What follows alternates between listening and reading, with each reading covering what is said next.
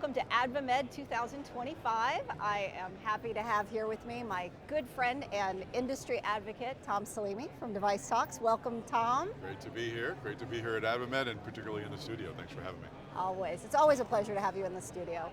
And we are here for the first time in San Diego together at this conference in some time. It's been a while for you, you said, right? The last one I went to was in Boston. So okay. I have not traveled for an AdvaMed meeting in the longest time, so it's been a while. Well, I understand the attendance is at an all-time high, and interesting because Toronto was last year, so it was the first time not in the US, and now here we are back in the US on the West Coast. So you always wonder how that draw is going to be, so it's good to see the attendance and the diversity and the representation. Absolutely, I've been amazed at how it feels a lot like JP Morgan, where I get to stand at one of these interior street corners and people walk by, and every 3 minutes there's someone I need to talk to. So yes. It's been really very convenient, and great panels as well. Great place to gather, and San Diego's kind of nice. San Diego's very nice. I don't think anywhere beats the weather that we're having right now. I know. I looked at the forecast. It's like 59.73, 59.73. Sounds perfect. Yeah, you from Boston, me from Florida. Yeah. I'm coming from tropical rain, yeah. summers, and you're starting to get chilly up there, right? Exactly. Yep. Fall is falling. Fall is fall. No, it's nice though to be able to walk the floor and see familiar faces and new, and not exclusively from the startup ecosystem, not exclusively from the big strategics, but a nice blend of both. And I find AdvaMed does a really nice job of bringing in the innovators and also thinking about the next generation, right? I like they did that the last couple AdvaMed functions where they had the next level HQ headquarters for the students, which I think is really interesting and something I haven't seen at other shows.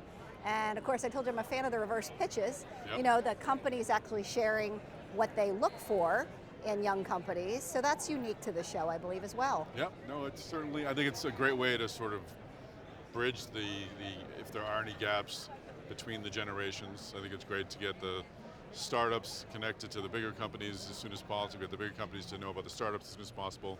And I'm with you in terms of bringing young people in the industry.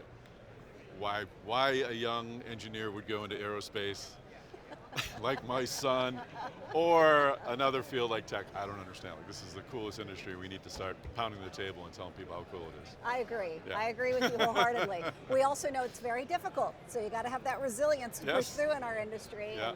And, you know, it's always a tell about the difficulty when you see so much focus on regulatory change and so many globalization and where the impact of the tariffs is coming in and all of these dynamics, which the representation has been nice on panels and having the right conversations to help each other share best practices on tackling these issues. Yeah, it's been interesting that instability and uncertainty is sort of bred into the recipe of MedTech. Like, it's just something, but this year in particular, I think there's more of it. Like, every conversation, it seems like, ends with a pause and then well, we'll see. Like, well, we'll see what the tariffs are tomorrow, we'll see what comes. So I think stability, bringing back the unstable stability we had before is critical. And I was just sitting in on the press conference with Scott Whitaker, and they're very much, I asked about the tax bill, why he was so positive about it, and he just was happy that it was carrying over a lot of what was going on, that it did bring that stability, that it did bring, in his mind, some certainty. So he's looking to bring that, also looking to ensure that that's happening at the FDA as well. And tariffs, he would love to just give us an answer. Like, is this for 3 years? Is this, we can work around whatever tariff rates you give us, but we just need to know what they are. So stability is critical. I think everybody around here is holding their breath a little bit because they would like, particularly the tariff situation, to sort.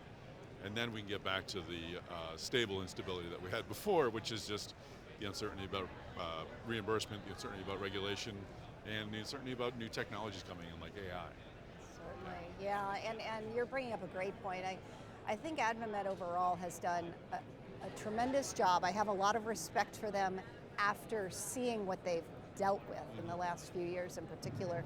MedTech has always been a passion-fueled industry. Yes. And look, Scott takes a lot of criticism for what he has to do and who he has to align with in order to make things happen.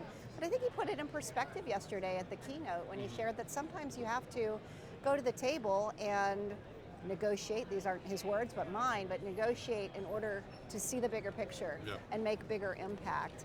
And look, I'm sure he's getting a lot of stones thrown at him at many times based on positions he has to take and things that he has to do in order to move the big mountain, move the big rocks, right?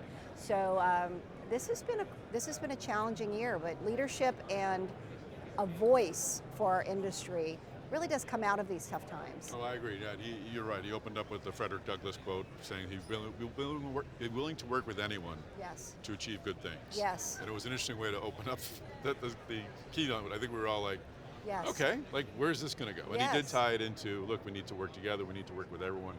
And I think what was particularly fitting about that keynote is the keynote with Yvonne Tornos from Zimmer Biomet and their Chief Movement Officer, Arnold Schwarzenegger. You were kind enough to save me a seat. I thought that we'll see what happens next year and the year after, but this has the potential, I think, to be a transformative sort of conversation because it's shining the brighter light on MedTech. It's bringing that sort of pop culture aspect to this, and it's giving this, I hope, some of the sex appeal that some of these tech conferences get, where they have big folks attending and speaking well of the industry. We've certainly had, I think, patient stories with like Bill Walton before, talking about their personal experience with MedTech, which is great. Patient stories are fabulous. But we need to move to the next. We need to reach people who we haven't touched yet and get them excited about the fact that we're working for solutions on problems that they haven't even encountered yet. Such a great point, such a great point. Meeting the audience where they are in terms of really understanding the value and the why. You're right, the patient stories are wonderful, but if they're on one channel and you're not reaching the other population, we're missing it. Well, I think we're missing it. Human survival is you see someone who's gone through something unfortunate, you're like, well, I'm glad they're feeling better. Yes. But that's not me. Yes. And people don't think that this could be me someday, or maybe they just don't want to think about it. Yes. But they should know that there's folks, everyone in this room and beyond, working on solutions in case something happens. Hopefully it doesn't. Yeah. Exactly, and I thought Arnold did a great job. He did a great job of really bringing it home about his own health journey and what he's been through, and my goodness, you think of him as the pinnacle of health, but he's been through a lot physically and a lot of things that MedTech has dramatically improved in his life. So I think he did a terrific job being a spokesperson for our industry. Did you try when you go back to your hotel room, put a sofa on your back and do push-ups? Of course, I do that every day. I mean, he learned that from me, so. I'm like, why are you making those harder? They're hard enough. Like, get the sofa off your back. He was great. He was great. He was great. It was a very energizing way to get through the day. So what's next for us? I know this is conference season. It is. I think something else is coming up. Is there? Let me look at my calendar. Yes, something's top of mind. So this has been a great, I think, pairing with DeviceTalks West, which is happening next week. In fact, I just talked to someone, one of our partners and speakers at DeviceTalks West, who's said, this is great, because I'm here, I'm talking with all the senior executives are here, but then next week I get to take all this information and put it to work with the R&D teams and the manufacturers and everyone who's on the front lines really making medical devices. So it's tough to ask people to travel and go to multiple meetings, but it's nice when you can create two meetings that really sort of feed off of each other. So we'll be doing that next week, October 15th and 16th at the Santa Clara Convention Center. We do have our own keynotes. We'll have Tim Schmid from J&J MedTech kicking things off. We'll have Anna Zwab from Moon Surgical, Josh Macauer from Stanford. We really are building around our interventional tracks, our neuro tracks, our surgical robotics tracks, and others. We'll have a great connected health panels, series of connected health conversations. So everything that, sort of all the big picture stuff that's here will be brought to there, and we'll be helping, I hope, folks get to work and get some better solutions to today's problems. Excellent. Yeah, I saw Brian Fahey's going to be there. Yep. He's an engaging and entertaining leader as well. So it's nice to hear the fresh voices. It's nice to see the panel I was looking at was diverse and different. So you're really complementing each other well, from coming off of this type of a forum into something, I would say, more intimate and a little more specialized, where you can really dig in. No, we will not have, as you're talking, the lines are forming for the keynote conversation right behind you.